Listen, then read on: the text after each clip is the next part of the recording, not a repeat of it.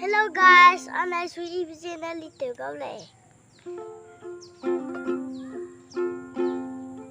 Apui Apeu meleine gou, nang nào mẹ dễ hung đi rơi ở để lung Ibsen nè lung ya lâu,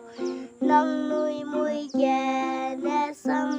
sa dè in nhầm ra xa để lung Ibsen lung bè ta tiêu lia cây du lâu Apui Apeu mẹ gou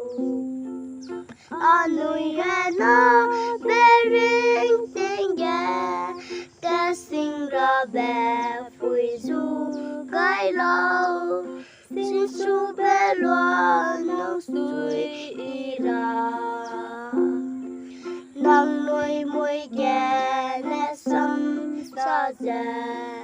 in nhầm ra xóa để lung Ibsen lung bè ta tên lia cây du lâu Apui Apeu mẹ gou du cây bè loa tay cũng y ra nang nồi nè vui vui cái lè du cây lo y xin du ra hàng nang nuôi môi ghé nè xăm sa dè in nhầm ra xóa để lung Ibsen lung bè ta tên lia cây du lâu Apui Apeu mẹ gou.